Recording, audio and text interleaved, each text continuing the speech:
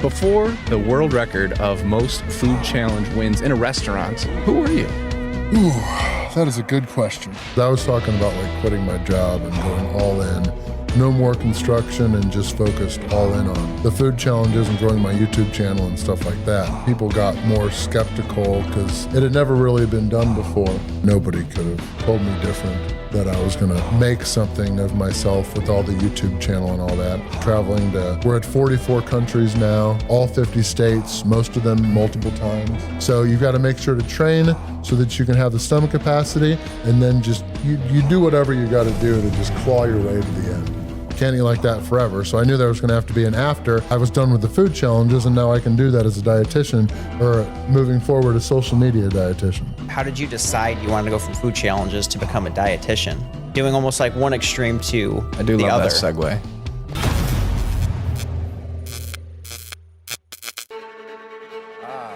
Well, you dumped some out.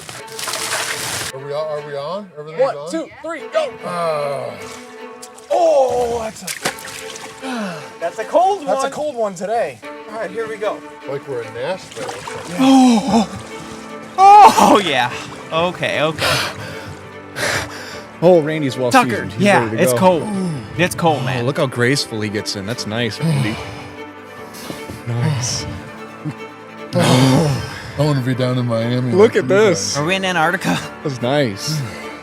Welcome to Cold Tub Talks. As I get more acclimated, I'll get all the way in. All right, yes, sir. Should have shaved my arm. At your own pace. Hey, no discrimination here. Today we're with Should've Randy shaved my Santel, armpits. aka Atlas. We're in sunny, not really, Nashville, Tennessee. It's a little It's rainy, normally sunny. It's not nice today. and cold. Randy, before the world record of most food challenge wins in a restaurant and the flourishing YouTube, who were you? Ooh, that is a good question. Before I started all this on my journey, I was in construction management, actually. Missouri State University, I got my first degree in 2008 in construction management. In 2008, I graduated, got into the workforce, and I quickly realized that I hated it. So I was just constantly looking for a way out. And finally, I found it through doing food challenges and everything I'm doing now, still on YouTube, almost 16 years later. Wow. Been following him a long time. Yeah. Probably 10 years. And we've met before. Do they know that? No, They don't. we met Randy at the Dirty Bird. The Dirty Bird. Dirty yeah. Bird. Or Illinois. That was a good Dirty Bird challenge. And you challenge. said that was the only event ever that you had security at, huh? Yeah, In our yeah, little I town. couldn't believe it. They hired security for me, which was good because it was packed inside such a smaller restaurant.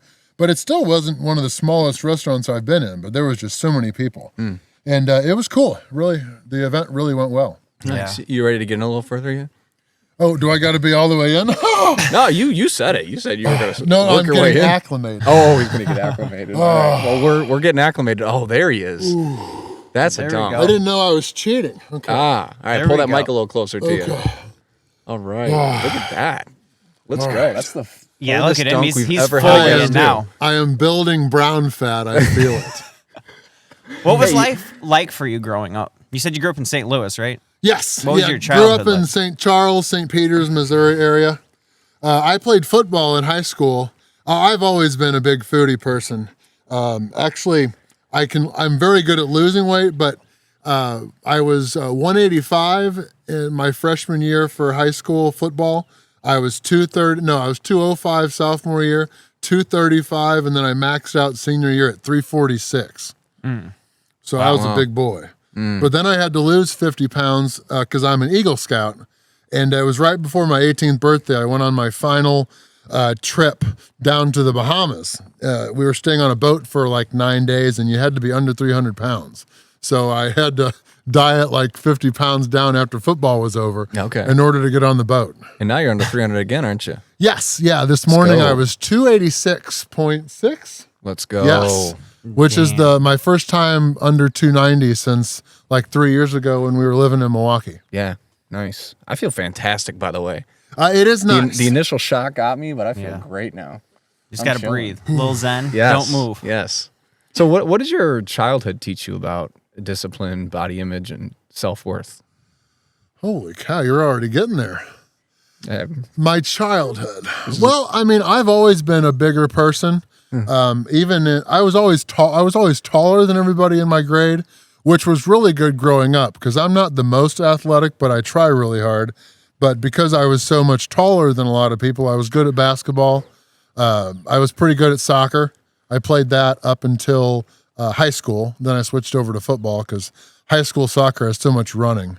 But I would say I got made fun of a lot, which probably plays a little role into how I am now. I like to joke and I kind of brush things off, which is really good as a YouTuber because I don't know if COVID had a play in it, but since like 2020, just comments on YouTube have gotten, I would say, more negative than they used to be before that. So I would say growing up, people making fun of me for my weight and stuff like that helped shape how I am today, being able to just kind of live, laugh, love, and laugh it off and keep moving forward.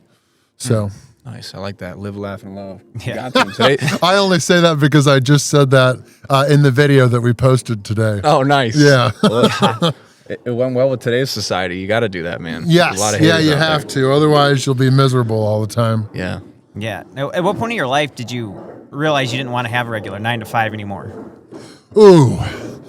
I was really excited right out of college because I was working for J.E. Dunn Construction, which was like the 19th largest general contractor in the United States. And I was so excited just because it was more money than I was ever making. But then, like, I would say like 2 or 3 months into working there in Kansas City, Missouri, I quickly knew that the corporate life was not for me. And so basically after about a year of working that job, I got laid off, which I was not surprised about because there were people putting in a lot of extra hours, and I know one guy who was not. I basically did the minimum that I needed to get by. And of course, because of that, I was in round 2 of the layoffs. But this was back when construction was rough. Well, you've pivoted well since. Yes. Yeah. I looked into so many different things I could do. Katina would not believe this, but I think I even looked into like becoming a masseuse or something like that, which is not good because I have weak wrists and hands. Well, does she reap the benefits nowadays? No, not enough. Not enough. All right. So she always gets free coupons for a free massage, but I still okay. have a whole book that's been unused. Well, to make you feel a little better about it, a few years ago, I've kind of caught on that my wife liked massages. So for my New Year's resolution, I said, I'm going to give my wife a massage every night the whole year, no matter where we are, what we're doing. And I Okay. freaking did it.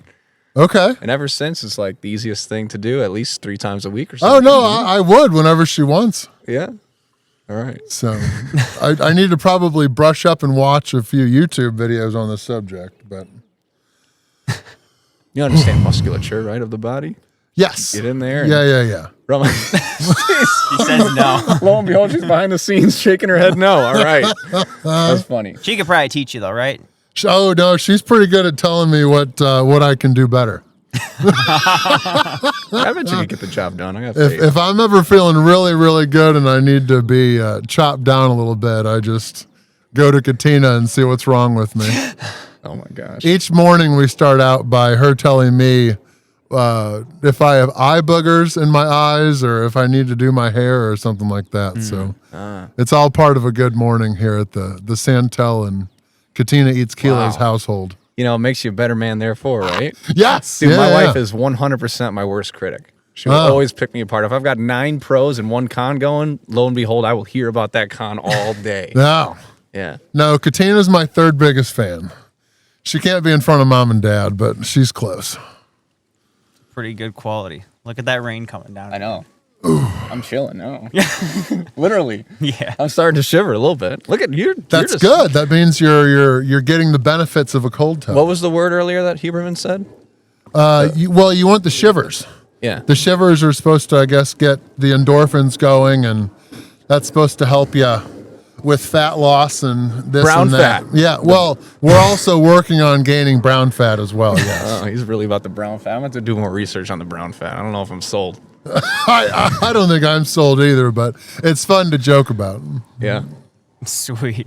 Are we done? Yeah. Let's transition. That's it. Okay. All right. Nice and easy before it starts coming down. Woo, camera survived. Let's go. Sorry you can't get out. It's 75 and sunny. Quick shout out to the Pod Company, the sponsor for the Cold Tub Talks. I'm sitting here in the Ice Pod Pro. Coach Devin's in the Long Pod, and you can get your discounted cold tub in the description below. Check it out for yourself. We're back. We're back. We're indoors, We're out of the inside. rain, out of the cold. It's warm. I feel pretty good. What do you got over there?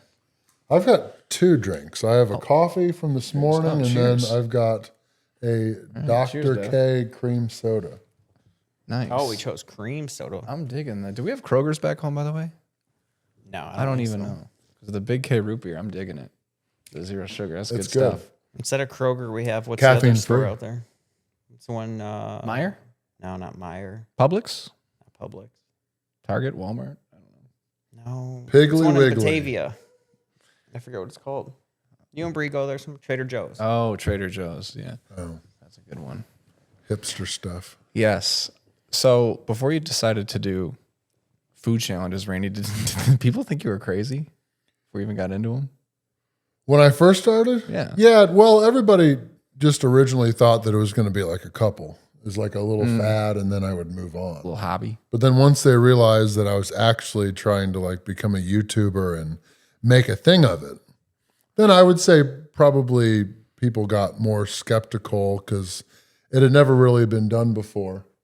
That because I was talking about like quitting my job and going all in, no more construction, and just focused all in on the food challenges and growing my YouTube channel and stuff like that. And of course, I had a lot of family and friends just say you might want to rethink that, and then of course I had like uncles and stuff would kind of rich dad poor dad kind of stuff would tell me to get a union job or something like that, and build up, and 30 years from now get a pension and stuff like that. But it all kind of went in one ear and out the other because I was just dead set. Nobody could have told me different, that I was going to make something of myself with all the YouTube channel and all that.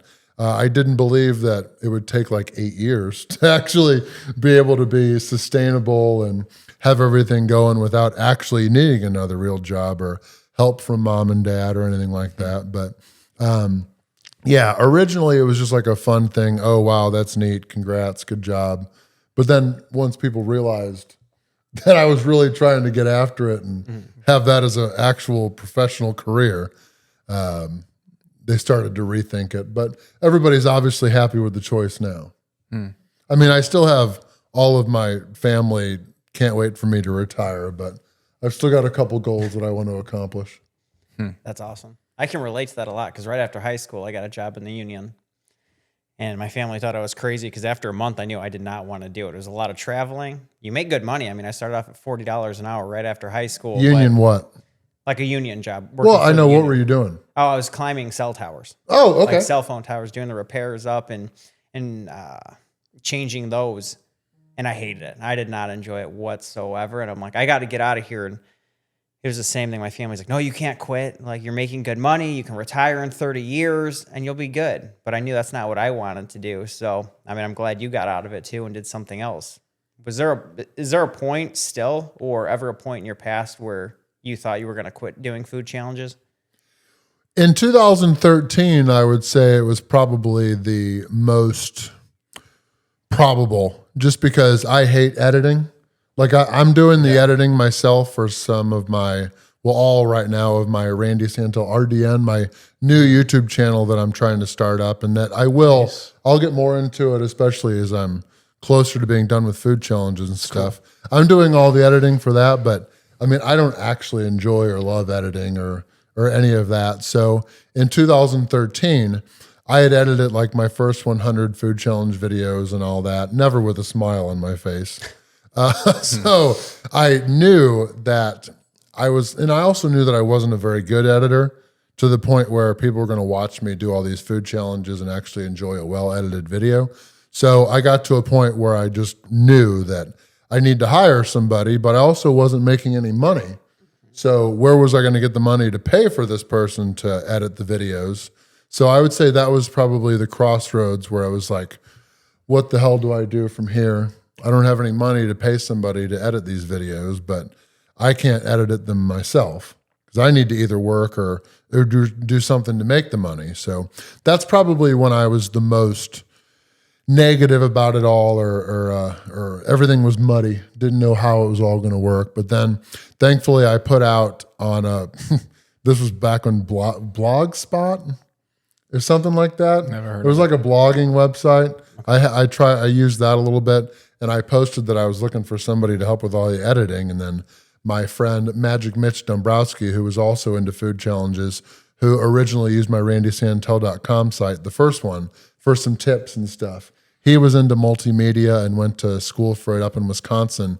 He emailed me with interest, and then he ended up being my editor from 2013 all the way up to 2019 or 2020, something like that.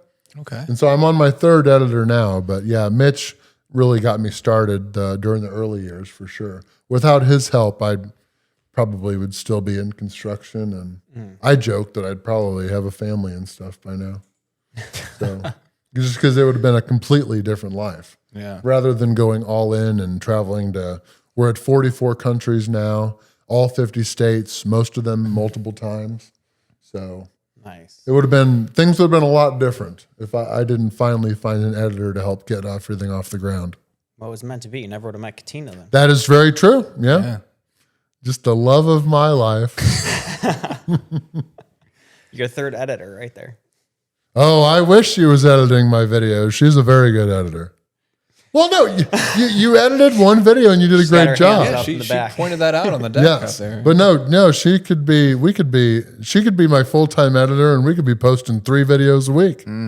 It'd be less World of Warcraft time for her and not as much time for darts. Probably fit it in too if she only works 4 hours a week. No, you've made that up. I did not actually say that I take word the for blame. I made word. that Yes. So What would you say was the lowest point in your career emotionally so far? emotionally so far, let's see. I've been doing this for 16 years. I would probably say back then, just because, like 2013, when I was just talking about, I was wanting to get out of construction, and I didn't want to edit the videos, and I just didn't know where I was going with everything, and I really, I guess, didn't see light at the end of the tunnel. So I just figured that if I keep on doing these food challenges and keep asking for help and trying to get help, that eventually everything would work out. In 2015, actually, things started to really look up. Vice, obviously everybody knows Vice, the media company. They used to have a YouTube channel, basically. It was part of their Vice, but Munchies. It was basically stuff about food. Well, they had a couple of videos where they focused on following, like they followed a strongman, they followed a woman powerlifter, Olympic powerlifter. They basically went over the diets and food-related stuff for these people.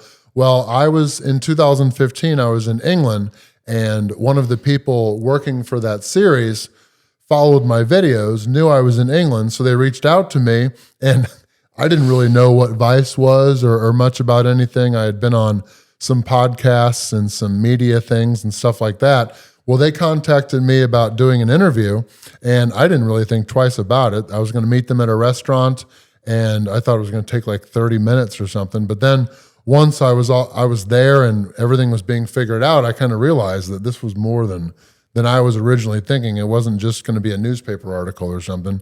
Anyway, 2 days and like 20 hours of filming later, they created this whole documentary on me for like 18 minutes of my life as a professional eater. And they followed me to 2 different food challenges and made this whole big deal.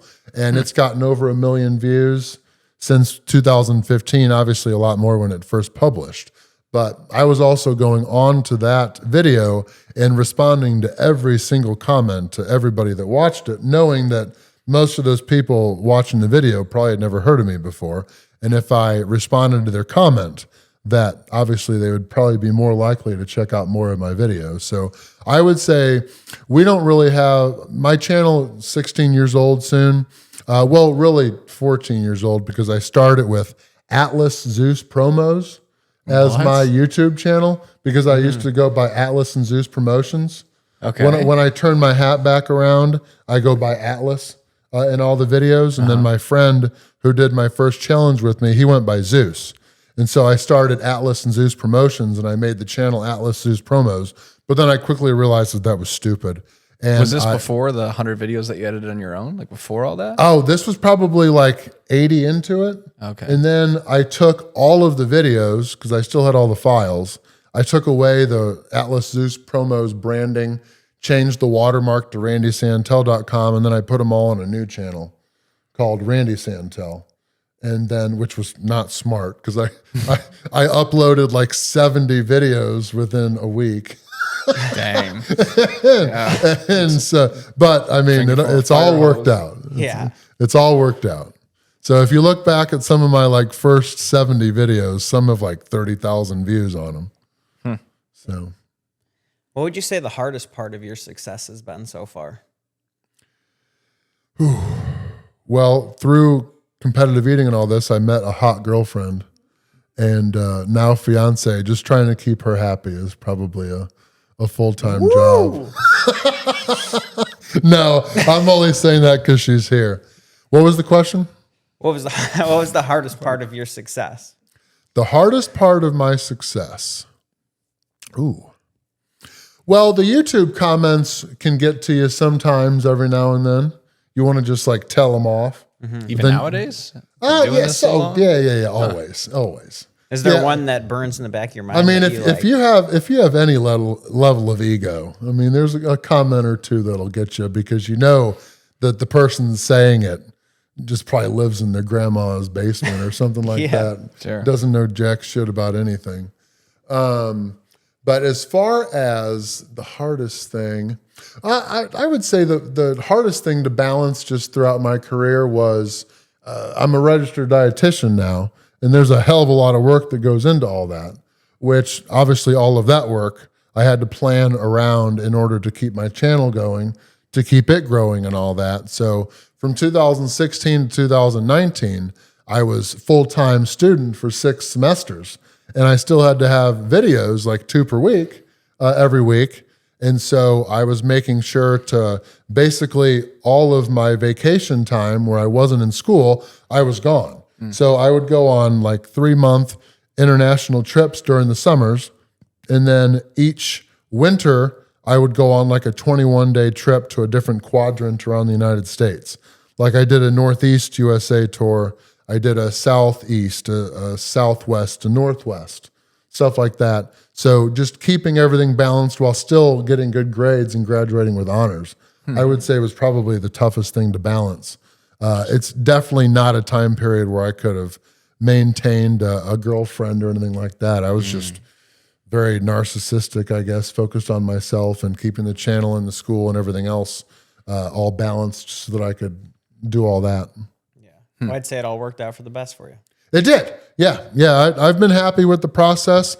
Sometimes I think about how I do think I would probably be further along with all of the food challenges and stuff if I was just dead focused on all of it instead of also focused on everything to become a dietitian. But also, too, I knew that I didn't want to, I knew that I was going to eventually have to no longer be a professional eater. Can't eat like that forever. So I knew there was going to have to be an after. And I started on YouTube back in 2010.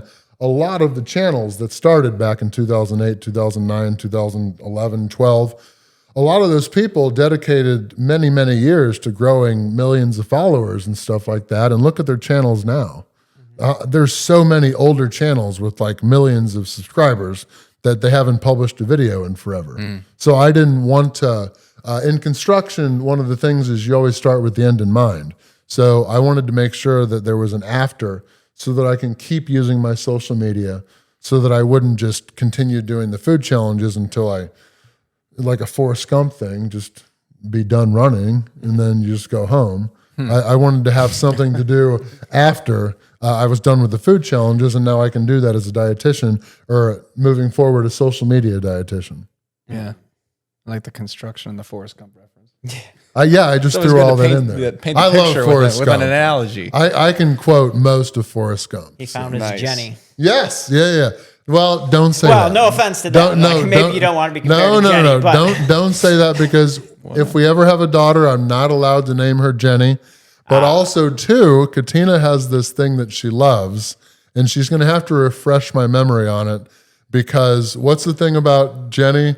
I want to marry a shrimp billionaire and give him AIDS or something.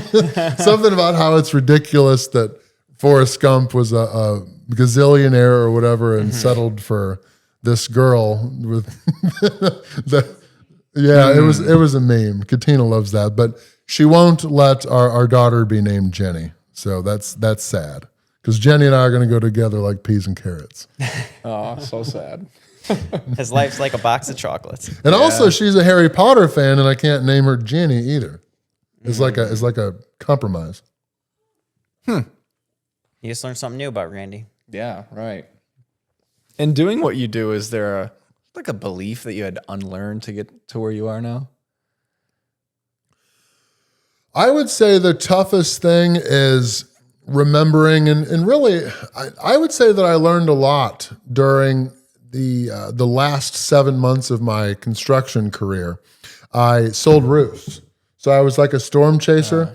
Over 60,000 homes in Omaha, Nebraska got hit with hail. And I had no prior sales experience, but I had always heard that you can make a whole bunch of money just selling the roofs and then project managing them.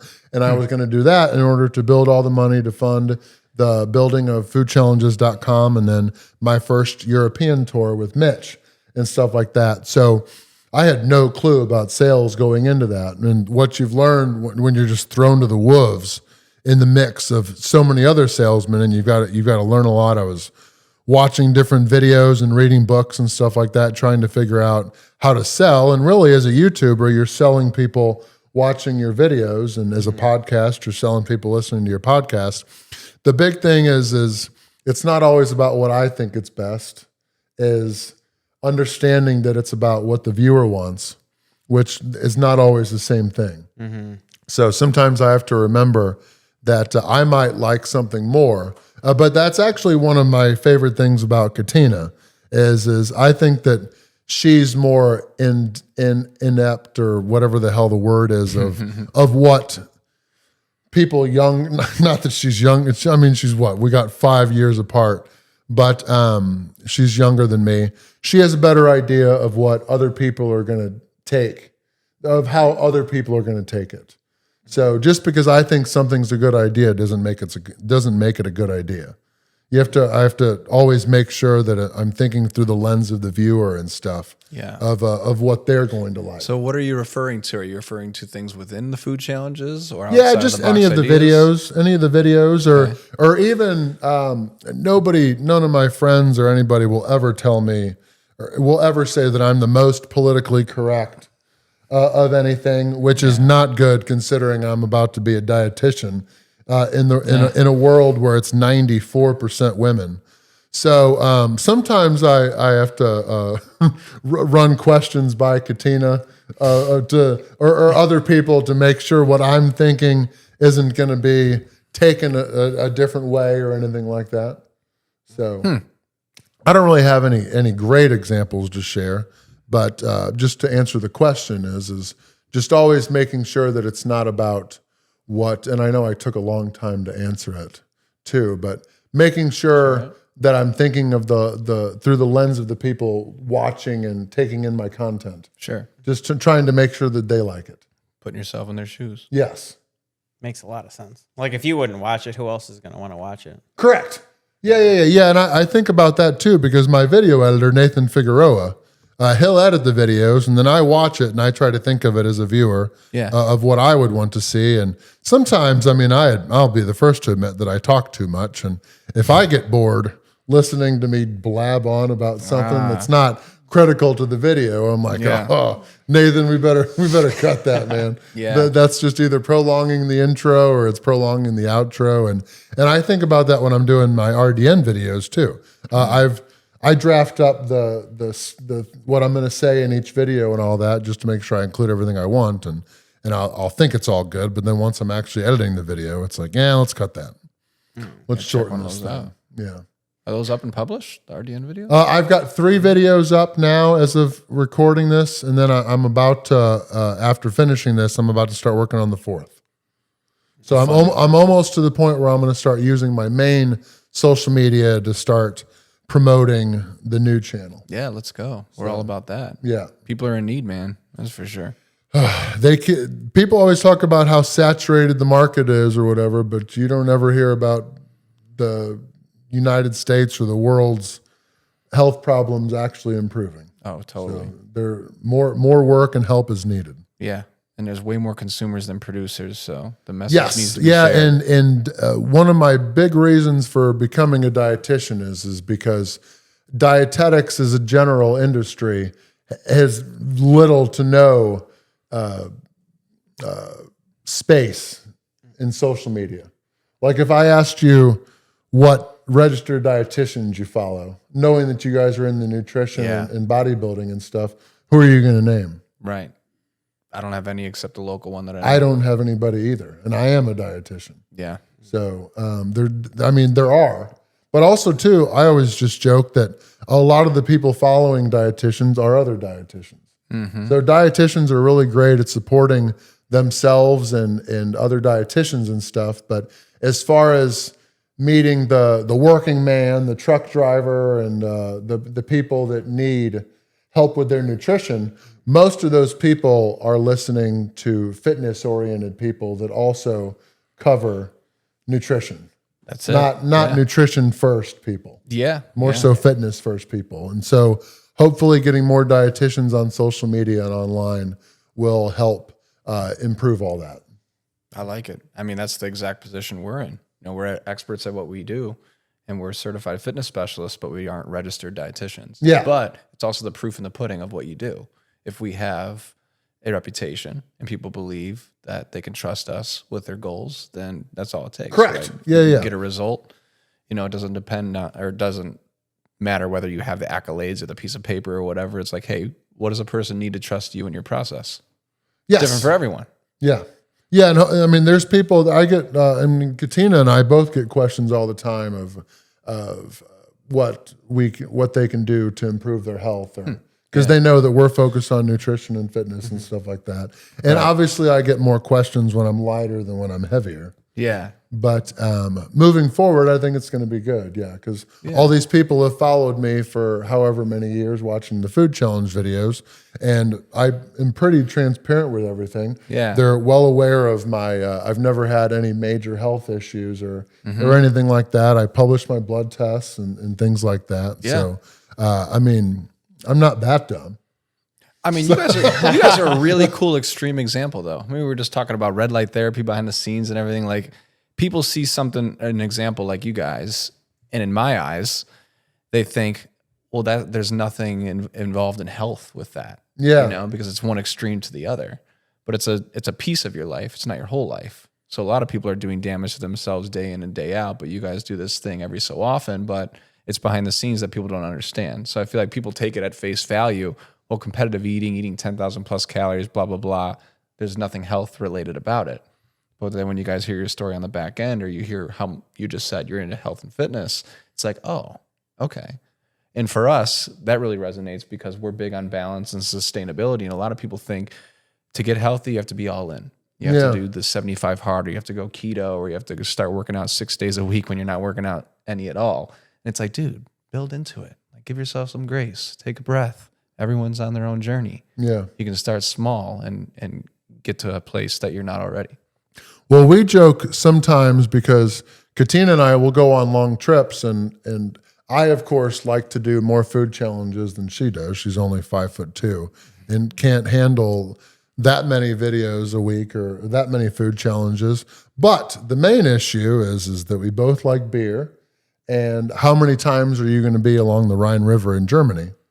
And just for example, we take the day off, but then we end up eating like 2 or 3 larger meals, have 6 beers along the Rhine River.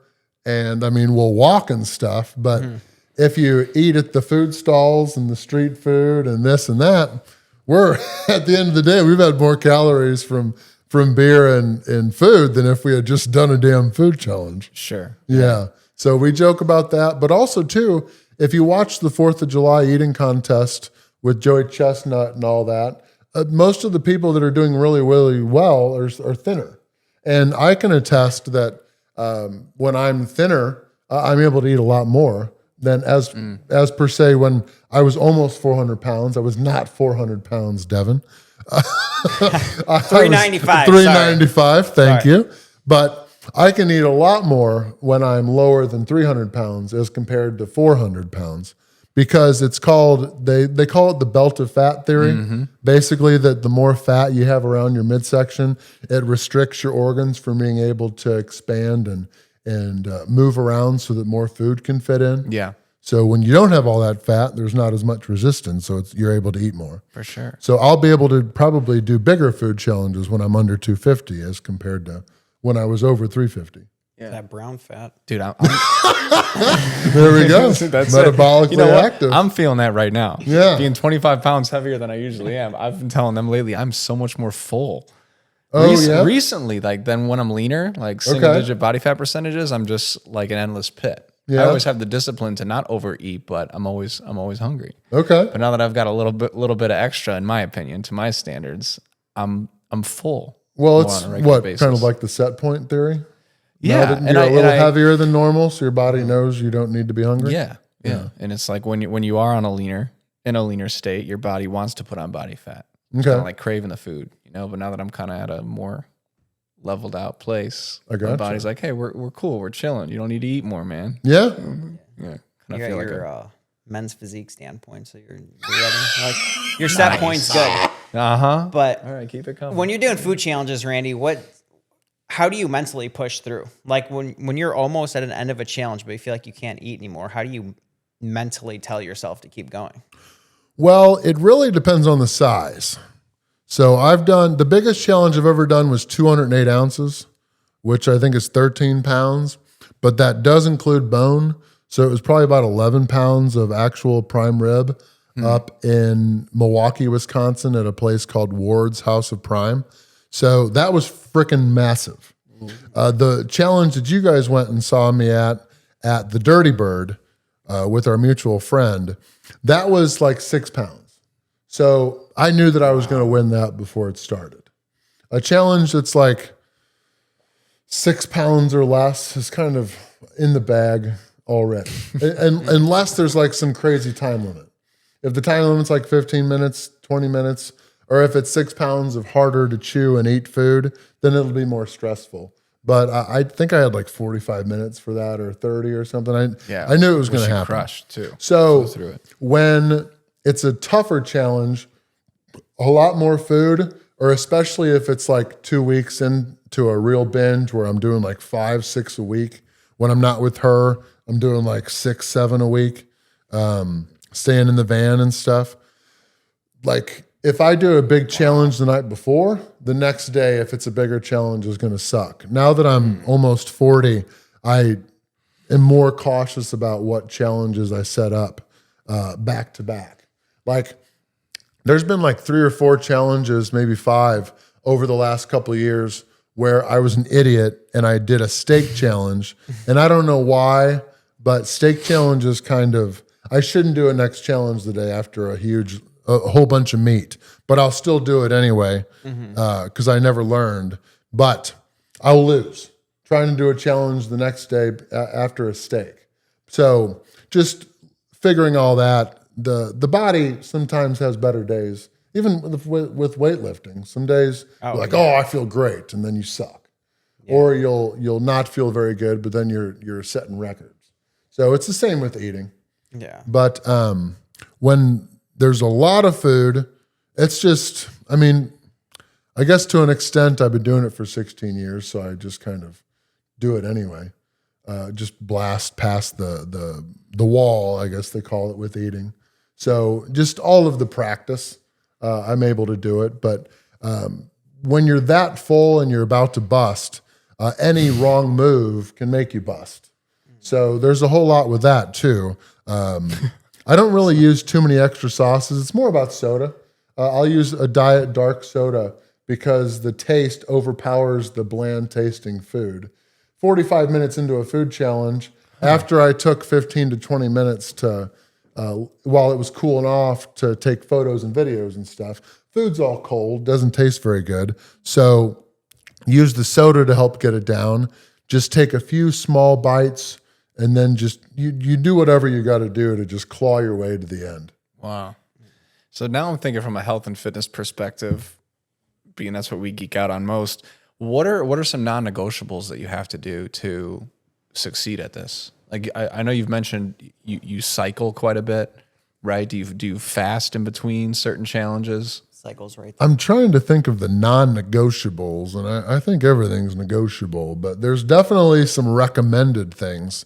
Okay. Katina's a lot better than this, better with this than me, but she compromises and doesn't do it in order to meet my needs. Sleep is a massive issue with food challenges. Really? If it's like drinking. If you do a big food challenge at like 6, 7 p.m., you ain't sleeping nothing. Your sleep's gonna suck. So before we met, she used to do her food challenges around lunch. She would just go into a restaurant at like 11 or something, and when we're not doing an event or something, we usually try to do is, or on Saturdays and Sundays, we'll try to do between 1 and 3, because that's a reasonable time. Still earlier in the day, but weekdays, most people are working during the day. So in order to sell merch, have people come meet us at the events and stuff like that, they've got to be at like 5 or 6. And so she'll go first at like 5 or 6 when we do events, and then I'll go after. By the time I'm eating, it's like 7 o'clock. And by the time I get done eating, it's like 8 o'clock. Well, all that food's just sitting in me. Not only am I going to not be able to go to bed until like midnight, but my sleep's going to suck too. I'm sure your heart rate will be super elevated. Yeah. Heart rate is elevated. Everything's elevated. It's awful. So the best thing to do, and obviously it's a negotiable, because in order to sell the merch and get the best video with the most people there, you do it at night. But if you can, go earlier in the day so that you have all day to digest in order so that you sleep better. Dang. Yeah. It makes me think, if someone was at home and they wanted to get into food challenges, what would be your 3 tips for someone like getting started?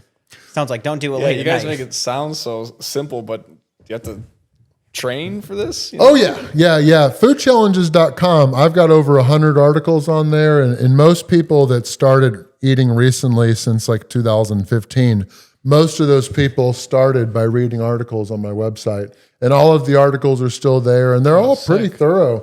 There's not really any questions that I've gotten since then that aren't already answered on the site. Sure. And the site's not going to make you Joey Chestnut. There's a whole lot of advanced stuff that you've got to do to get to that level. But I would say check out all the articles on foodchallenges.com for the basics regarding, with foodchallenges.com, our motto is win before you begin. And there's 3 things to that: train, strategize, dominate. With train, obviously you got to make sure your stomach capacity is ready. So you do that by treating it just like any other muscle, your legs, your biceps, whatever. You continually expand your stomach in order to have the muscles adapt so you can keep fitting more in. So you've got to make sure to train so that you can have the stomach capacity. And then you can't treat a hot dog challenge like an ice cream challenge or a burrito challenge.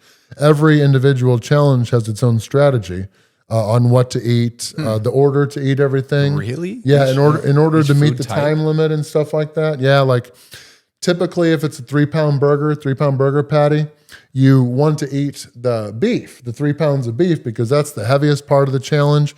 And if it dries out, if it cools down and dries out, it's going to be the hardest to eat as well. So, and it's same with pizza. You want to eat the cheese and everything while it's all cooled down, or while it's warm, before it cools down and gets harder to eat. Intricacies. So would those be advanced things, or are those the basics? I would say that's probably a basics. I see. Like, and really fries can depend. Sometimes you want to eat the fries, like if they're crinkle cut fries, you want to eat them early on, but because they're very hard to eat when they're cooled down. But if they're just regular like steak fries or something, they're not any harder to eat when they're cold as compared to when they're hot, just eat everything else and save those till last. Then if you need to, you can add Interesting. ketchup and stuff. Yeah. All of this is answered on Food Challenges. Yeah, and it sounds like all that stuff would be relevant because the body is the way the body's been for years. Yeah, and it's all about it's not like preferences new age too. Information, right? Yeah, well, and if there's food that you don't like I don't like blue cheese, I think it's gross. So if something has blue cheese on it, I just eat it first. Or like there's eaters that don't like pickles, or there's some eaters that don't like mushrooms or something like that, or Katina doesn't like raw red onions. So if that's the case, eat it first while you're still hungry and feeling good. Get that all out of the way because you sure as hell don't want to eat it last. Because if you're full, already thinking about possibly getting sick, if you're thinking about something that you don't want to eat and you didn't want to eat in the first place, you're not going to win. Dang. Sounds like we need to do a food challenge tonight. Yeah, So if many you train and intricacies. strategize, you'll be confident so that you can dominate. Train, strategize, dominate. Yeah. Train, strategize, There's dominate. the 3 right there. Win before you begin. I like it. Where's the nearest food challenge at here? There are a couple in Nashville. There were more when we were living in Wisconsin. They were more accessible. There's a few here. Actually, one of the ones that we're going to do is one that I'm not looking forward to because it's going to be miserable. But there's a team challenge where it's like 10 to 12 pounds of cobbler. It's going to be miserable. It's Wait, gonna be, can I ask a stupid question? What's cobbler? What? Like dessert? I'm serious. Like What is apple cobbler, peach I don't know. cobbler? He does men's physique. He doesn't. Oh, all right. He doesn't eat cobbler. You know what peach I'm just cobbler is? asking what cobbler is. Oh my gosh. I've heard of peach cobbler, but I can't tell you what it looks like. It's like or a it pie. tastes like. I think I have a bigger problem with your wife allowing this. Really? You need to get him cobbler. I mean, I'm open There's minded to having blueberry cobbler. Hold cobbler. on. There's peach cobbler. It's just a dessert. I don't even know how do you explain it. Ty, right here. Look. Oh, okay. Yeah, I guess it's like a pie. All right. And you eat it Oh, warm. okay. I was going to say, You- what makes it not pie? You eat it warm and you eat it with vanilla ice cream. Ooh. Yeah. Okay. So wait, it's pie without a top crust. So you said? Oh, okay. Here's the definition. I gotta try some cobbler. Is a baked fruit dessert with a thick biscuit-like or cake-like topping. That's fascinating. I actually didn't know that anybody didn't know what cobbler is. You don't know what cobbler is either? Oh, now I don't feel as bad. Oh my gosh. I felt like you were shaming me a little bit there. And then he threw in the men's physique comment. No, the men's physique is, I'm out of this. That's between Katina and Devin. That's all right. Team Catino, let's I'm going to go. prove myself. If anything was a highlight to this weekend, Yeah, it was I'll that. take it as if it was a compliment, then that's Well, what that it makes was. me wonder if cobbler is a geographical thing. I did not think it was. Yes. I learned that vanilla long johns are a northern thing. Didn't know that it wasn't Oh, yeah, they don't sell them down. We're talking about the Florida. donuts, right? Yeah. Oh, The Dunkin' Donuts down south don't sell Long Johns. It's not a thing. really? We're Do they have fritters? specifically vanilla Long Johns? Do they have, But do they have chocolate Long fritters? Johns. Kind of seems like Oh. well, something going on here. Nick, we need to contact HQ. Well, no wonder you guys are all fit and shit. You don't eat anything good. No, we've been I'm going just out in kidding. the Midwest for a while. I'm just kidding. We've been going out for ice cream every night while we've been down here. Well, did you go? Well, you went to Disney Springs. Oh, yeah. Did you? You didn't go to Universal? Have you ever had Voodoo Donuts? Yeah. Oh, Yeah. okay. Oh, okay. yeah. Those are Well, good. I know they have because they have the maple Long Johns. They actually, I hate it because they don't have my favorite Memphis Mafia, but they have one at the Nashville airport. Oh, Voodoo? Yeah, Been to that one. they're Memphis Mafia. It's got like caramel and bananas and chocolate and stuff. Is it donut shop? Memphis Mafia? No, Voodoo Donuts. Oh, it's it's the called the donut Memphis is called Mafia. Memphis Mafia. Okay. They have it at the Orlando Universal Studios one. Oh. But I don't know if it's a branding thing, but they're not allowed to sell it at the Nashville airport because I go to the airport sometimes without Katina, and then I could get the donut without her ever knowing. So I can like closet eat thousands of calories at a time Interesting. without feeling the shame. I'm just kidding. She doesn't shame me. I wouldn't think so, doing what you guys do. But me being a 6'5", 300-pound male, 286 now, I of course am allowed more calories than she is for weight maintenance. Yeah. One of the fun things to do is for me to do the exact same exercise as Katina. Let's say we both work out for an hour. Yeah. And if you look at Strava to see what calories I burned versus what she burned at the same effort level, Yeah. I burned more. 3x. Oh, it's a lot. Is it that much more? It's significant, yeah. Whoa. Like like an hour and 40 minutes, I'll burn like it'll say that I burned like 1,000 calories biking or something like that. It'll 40. say like 300 something for her. Dang. That is gnarly. Wow. Like, what? If someone came to you for advice, being an RD now, and what advice would you give them? Do you want like an example? Like if someone came That's to a you, very broad question. yeah, if someone came to you and For food challenge? No, like if they're struggling to lose weight. So say they have an eating disorder.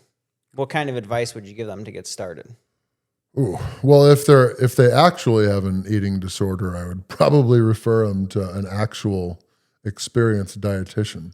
That's a whole different realm of who I'm wanting to work with. Obviously, I would try to give them some basic help. But if they have an actual true eating disorder, I would probably shift them over to somebody a lot more experienced. Okay. But What kind of clientele are you trying to work with right now? very general. There's a lot of, I mean, there's so many people that are just any of the social media stuff. They're talking about all of this complex different things to people that really don't even know the difference between a simple and complex carbohydrate. That is so true. So, I mean, they're talking about burning brown fat or making brown fat That's a good example. in the cold tub, but these people don't even know a monounsaturated fat from, they're wondering if butter is a carb. What movie is that? You like that one? We live in a do you know crazy the time. movie? I don't know. Oh my She gosh. I don't know what cowboy I is know either, the so- women do. Is butter a carb is from Mean Girls. Okay. Nice. The more you know. She's made you guess watch so, yeah. Mean Girls, right? Yeah, I've seen now. It just clicked in my mind. Oh, when- okay. When you said that. Okay. Yeah. But yes, everything I want to do is more general. Nice. Like people that need the not so scientific stuff. Yeah. The basic. Keep it simple. Yeah, my big thing is consistency. In the future and with my channel, I'll be talking about what I created back in 2012 called the bowling diet. It basically uses analogy to break everything about weight management, nutrition, exercise, and how it all relates within the human body using bowling to help people understand it. Okay. So in 2012, I did my second really big transformation, piggybacking off of what I did in 2010 to win a national men's health sponsored body transformation contest. I was tracking every day like a game of bowling. It was either, I didn't have the four now. The four now are strikes, spares, open frames, and gutter balls. Do you guys know about bowling and how it all works?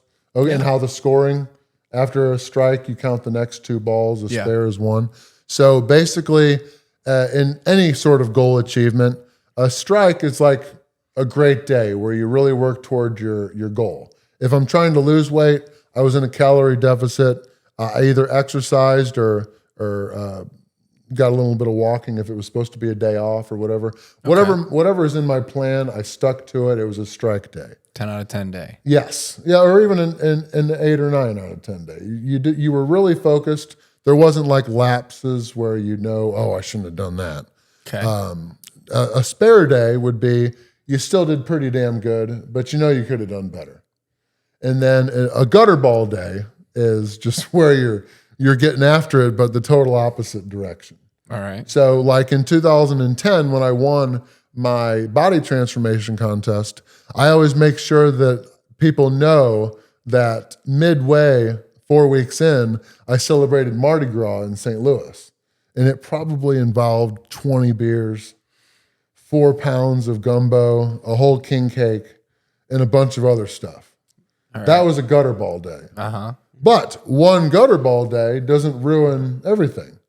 It doesn't ruin Correct. a game of bowling. I mean, you're not gonna bowl a 300 game, but obviously, yeah, you screwed off on one day, but Yeah. you start the next frame again with a strike, and you build back your momentum and consistency. Nice. And at the end of every week, you can look at your scores: strikes, spares, open frames, gutter balls. Just like with bowling scoring, it all equals. If you're filled with strikes and spares, you probably had good results at the end of the week.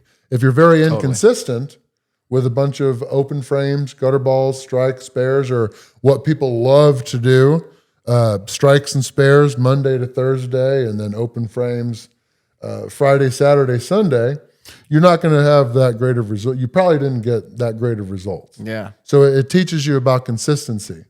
So it's like you were talking about, you don't have to be all in. You don't have to just go 100%.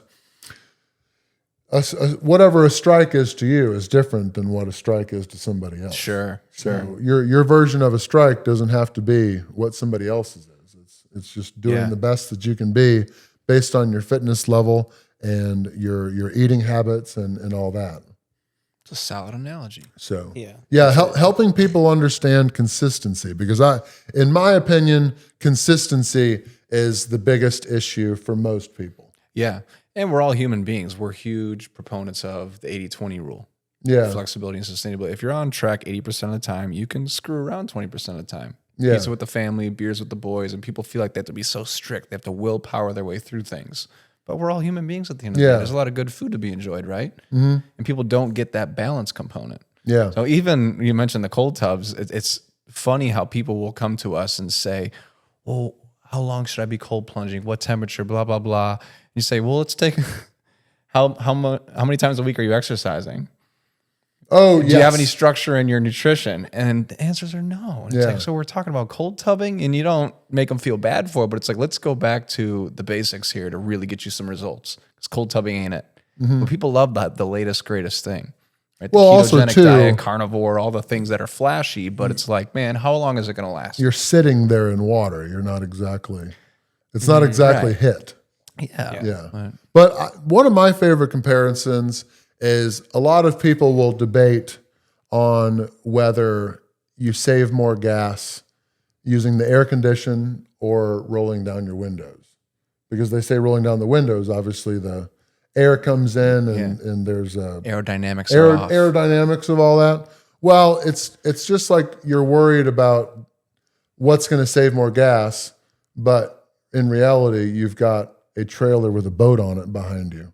So what the hell does the windows or the air condition matter? Yeah. Most people are asking questions based on what's going to save more air when they've got 3 or 4 habits that are acting just like a boat on a trailer. That's a great analogy. Yeah. Yeah. So you've got to help them understand.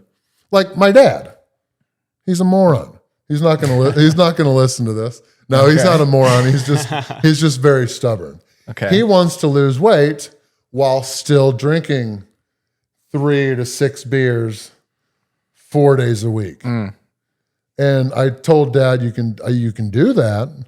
And he rides his bike, but let's just say his stationary bike is a little less effort than Katina and I on our spin bikes. And he also likes to have a Reese's or a dessert after his meals and stuff like that. So and he wants to have his 3 beers. I said, you want all these different things. Yeah. There's a balance to it. Yeah. Yeah. Okay. No, that's all good. I want to take a quick spin off of what you were saying. How do you think the state of America and our health got so off track? Oh, that's a whole nother That's a little conversation. I don't actually even know the answer to that. I think that people, not to get political or government involved, but a lot of people, personal responsibility is a big thing for me. Ownership. Yeah, not everybody takes personal responsibility, I think. And it's very easy to not take personal responsibility. So I would say taking personal responsibility is the easiest way to have better control of everything going on. But I also talk about with dietetics.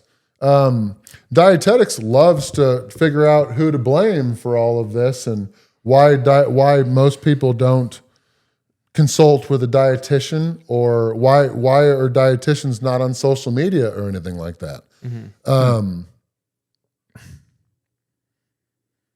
I don't know. But in reality, who cares? Yeah. It's what can we do now? And whether it's all our fault or not, take responsibility and figure out, whatever happened in the past, try to learn from it, but move forward and see what we can do to take it back over.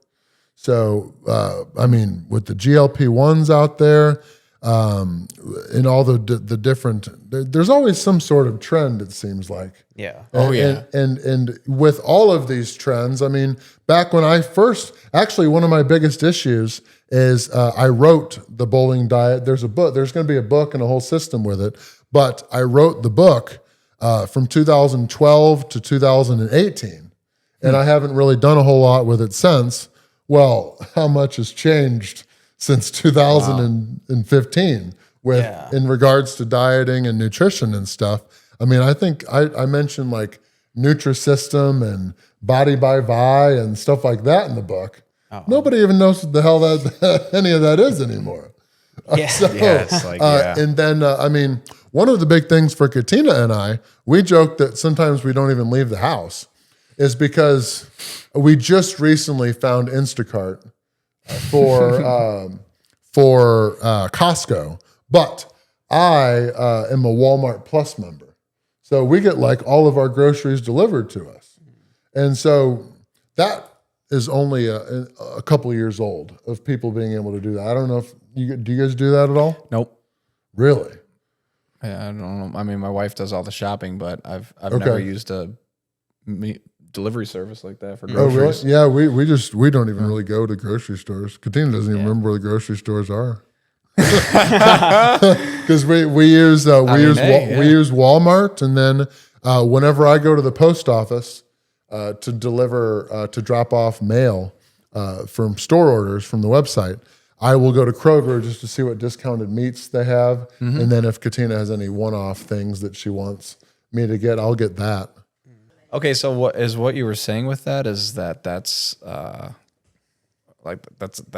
con against humanity right now is the delivery. I think it's a double-edged sword. F off. Double-edged sword. I actually think it's better because at the grocery store, especially if you go there hungry, I always send Katina photos of like, I'll go to the discount bakery area just to see if they have any like sourdough bread or good bread. Not usually. It's usually cinnamon rolls and pecan things and stuff like that. Sticky buns. Ooh. All right. I have to just say no. I can't do that. That's a lot of biking miles in order to burn that off. So I would say it's better. I would say that. You're not at the grocery store with all those temptations. You get to look at your phone app or the website or whatever, and just. She'll walk around our house building the grocery list. Yeah. And so I would say it's better. You're not tempted. I could see that. Yeah. And I do think we got off track of the original question, but I started. No, that's all right. I started talking about great that. segues. Yeah. But relatable. I was talking about updating my book. Yeah. So I need to update to today's technology of what's all available that wasn't a thing back when I first started learning all this. Yeah. Unlike and training for food challenges, all that stuff's still relevant. It is. You got that? Yeah. Yeah. No matter how much AI happens, it ain't gonna fix your stomach capacity. You got to do that on your own. And that's what we love about health and fitness is you can't cheat good health, a good body. Yeah. You can't do it. It's not the same. Even using Wegovy or what's the other one?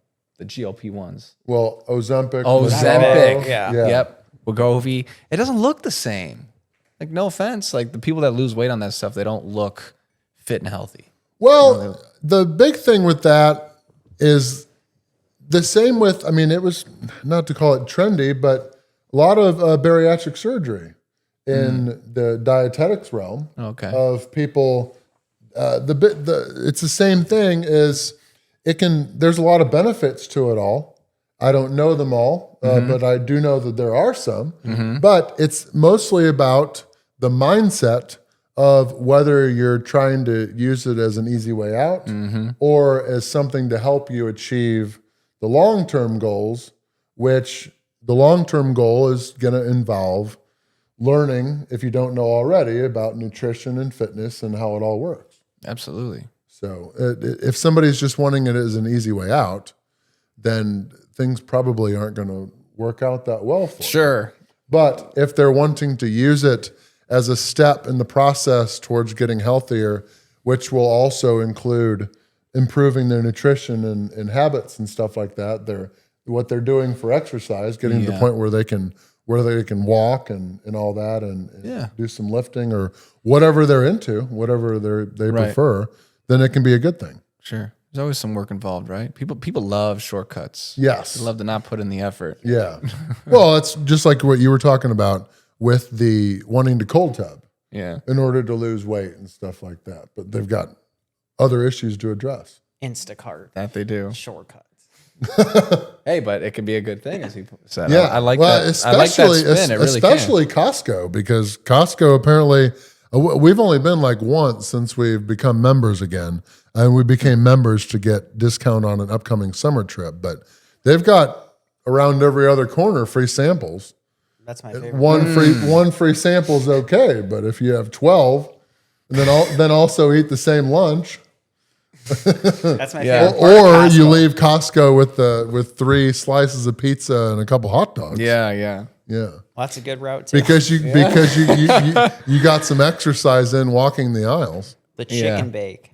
Oh, yeah. Katina Chicken bake, is man. addicted to their rotisserie chicken. Oh, those are. And- yeah. and- Chicken. Well, no, not the rotisserie chickens. Rotisserie chicken. It's like, I guess they just take the old rotisserie chickens and put it in a bag and They vacuum compact seal it all. it, right? Frozen Oh ones? yeah, yes. You like that? See, that's the only type of chicken I feel like I don't like is really doesn't leftover taste like chicken. rotisserie chicken. Yeah. My sister loves it. Pulled off the bone and it's so good it stays juicy. Okay. They vacuum seal it. All right. How do you reheat it? Maybe that's the problem I've had. Dry pan fry. Okay. That's what my sister loves from there is the rotisserie chicken strips that come in the frozen bag. Okay. Oh, it's not frozen? They've got really good kimchi, like 50 ounces for Kimchi's like good stuff, man. kimchi, like Probiotics, 50 gut health. 52 ounces for Yeah, it's a big one. for like $9. Going from food challenges to becoming a dietitian, how did you decide you wanted to go from food challenges to become a dietitian? Doing almost like one extreme to I do the love other. that segue. The dietitian part was not in the original plan. So I always knew that I wanted to transition over, especially since 2012. I knew that I wanted to transition. I knew I wasn't going to be able to be a professional eater forever. And I was going to transition over to helping people better understand nutrition and weight management.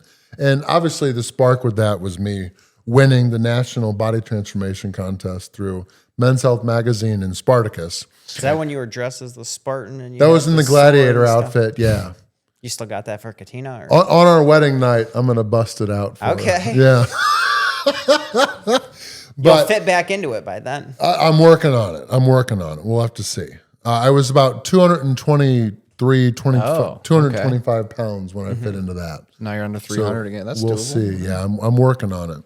But I always knew that I wanted to get more involved with nutrition and fitness as that being my way out of not being out of construction, not having to work in construction. But it wasn't until I was in North Carolina at a rest stop, figuring out how I was going to expand the bowling diet and work on all that and everything. And I realized that in order to really achieve everything that I wanted to do, it was probably going to take more than just an online certification or something like that in order to get the credibility to have an actual book that people would open up and all that. So that is when I decided to go back to school in 2016 and start working towards becoming a registered dietitian. I also had no intentions of getting my master's degree because that was just a whole nother step. Originally, the master's degree wasn't a requirement in order to become a dietitian. And I actually became a dietitian before needing to have a master's degree. But I figured that I was already getting half the master's degree through my internship. So I might as well just complete the process and do it all, which I'm happy I did now. But as Katina would vouch for, I freaking hated it during. but I knew that if I didn't do it then, I was never going to. So I'm happy about that. But yeah, kind of what I was talking about earlier. There were so many YouTube channels that spent years building up their subscribers and all that. Yeah. And then they were just done, didn't have any more content to post, and then it was just a dead channel. Yeah. Which is sad. Yeah, It's always very sad to see that. Yeah. And it's happened so many times. And with that, is there anything you'd regret not having done with your platform? No. You personally? No, I think that I think I could be doing better in, of course, some spots. And, of course, my goal has never been to get up to 395 pounds or anything like that. But there were, from 2019 to 2021 to 2020, there was like a couple months where I was posting 4 videos a week. 4 actual food challenge videos a week. That is so many food challenges. Yeah. So the weight's going to happen unless you're obviously getting rid of it, which I can't do that as a dietitian. So no, I don't really have any regrets. I think I've always been trying my best, and it really, for me especially, I don't always have to be number one or the best at anything. I just have to be trying my best. As long as I'm doing my best, I'm happy, and it's pretty easy to read me and know that when I know I'm not doing my best. So as long as I'm doing my best, it's all good, and I'm usually always trying my best. I'm not always right. Yeah. I'm right at least 51% of the time. Katina gave you a smile back there. I think she can agree. Not always right, but she'll let you know if you are or not. Well, that's all part of the training process. You got to make sure she thinks she's right, but in reality, she's trained to do what you want. I can relate. Totally relate. Segmenting into my next question. Do you guys plan on having kids at all down the line? Not currently. Not currently. Okay. Not currently. Yeah. I'm not against it. If we do, I'm hoping to have like 7 at one time. Whoa. That's how many my parents have. I had 7 siblings. Twins. Oh no, I want septuplets. Oh, you just want one and done, but 7 at the same Yeah, time. so that we can be on Oprah and get sponsorships and stuff like that. Interesting. like a rabbit. Yeah. Be like a bunny over there. No, the reason I ask is I like asking this question to parents or someone that wants to become a parent. If for some reason you were to pass away tomorrow, what would be like a strong message you would want your kids to remember you by? Oh, that's a good question. Probably that I was always doing my best and always, like this ring that I wear, it says "boom" on it, and it says "married to my dreams" on the inside. But "boom" stands for, it's an acronym for benevolence. Always try to be kind, and then with everything I was wanting to do with food challenges. Omnipotent, omnipresence, and then M is maximum effort, which was not taken from Deadpool. I had that first. Before. Yeah, of course. Before. Yeah. This ring's older. No, I don't know. It might not be older than Deadpool, but basically that I always tried my best and was always had good intentions, I would say. I love that. Yeah, that's beautiful. He just knew it right on the spot. He's ready. All right. Good heart. No, go ahead. No, you're good. Oh, I was going to say, I'll close it out with this since I know the cameras are getting ready to overheat. In your years of everything that you've done, what would be the biggest piece of life advice that you could give people watching at home? The biggest piece of life advice to give people watching from home. Throw strikes. Whatever your version of a strike is, treat it like bowling, and at the end of every day, score yourself and how you did, whether it was a strike, spare, open frame, or gutter ball. And if you continually, with whatever you're wanting to do, if you continually mark throw strikes and spares, it means you're always taking a step forward towards your goal, and you're definitely going to get there eventually.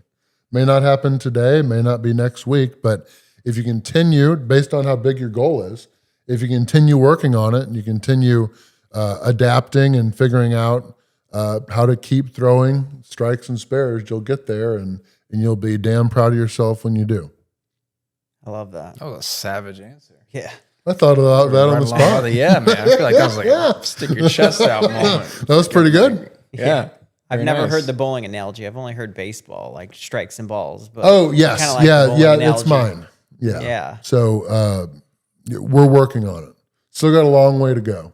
But yeah, it makes sense to me. So going back to what I said earlier, I've got to continue to get feedback, and not everybody understands bowling, and not everybody understands it 100%. So the goal these next couple of years, while I'm building it all and developing it, getting the book updated and stuff, figuring out what actually sets in with other people. But the main forefront of it is the consistency part of it. You don't have to know bowling too well to understand. Obviously know the scoring, but yeah, if you continually throw your version of a strike. And same with bowling, or whether it's darts or any aiming game, bags, Yeah. Right. cornhole, whatever Yeah, I'd say people it's call it in relatable the Illinois. most. Yeah. So you're aiming, whatever you're aiming for, you're obviously aiming for in bowling a strike. Right. But what you actually do is not always what you're aiming for. So just continually working to have what actually happens align with what your actual initial aim was. And as you keep on getting more accurate, you'll keep on improving and doing better. Wow. He's ending with some wisdom. Yeah, I know, for real. Good. I like it. I love that. Boom. From now on, we're going to be. Now give us the real boom. Let's hear the real boom. Yeah. What's the boom? 1, 2, 3. You always got to pause to start the timer. You make sure the timer starts. Boom. Every video starts that way. But most yeah? of the time when there's challenge? people watching me, people yell the boom with me. Oh, Then sick. usually they say the boom earlier. We're going to splice that in. Yeah. That's cool. The culture. That's People neat. He know. watches the videos. He's Yeah, legit. yeah. And he's much appreciated. Yeah. That's right. I know how the videos go. I've seen plenty of Katinas too. But yeah, no, definitely thanks for having me on the show. And I appreciate, we've been chatting for a very long time about all this. Yeah. So and you- his story is completely different from mine. I didn't even know he's been watching you for years, coming back from bodybuilding. He said he'd watch you during lifting and cardio and stuff. Cardio sessions. Doing my hours of cardio on there. I'd always be watching. Yeah. Someone do a food challenge is just my weird way of making time pass by. Yeah, and I only know you from one live food challenge, but you were very intriguing. In the conversation we had afterwards, you were just very present, and I really appreciated the combo. Cool. Like, man, this guy's doing great Well, stuff. thank you. So, yeah, no, you're absolutely. positive in every message. You've had a lot of different Instagram messages to me. Congrats on this. Congrats on that. So I appreciate you and all your positivity as well. Appreciate it. Great value and insight today. You have And a from nice, now on, you we're have a gonna nice tan. I need to get more tan. From now on, I like this phrase. We're going to be throwing strikes. Yeah, there we go. Sounds trendy. Yeah. Consistently trend. throw strikes. Yeah. Yeah. Awesome. Well, thanks, Randy. Cool. Of Appreciate course. you, man. Thank you guys for having me on. Yes. Sweet. And if you want to check out more great episodes like Randy's here today, you can check us out right here at the Cold Tub Talks.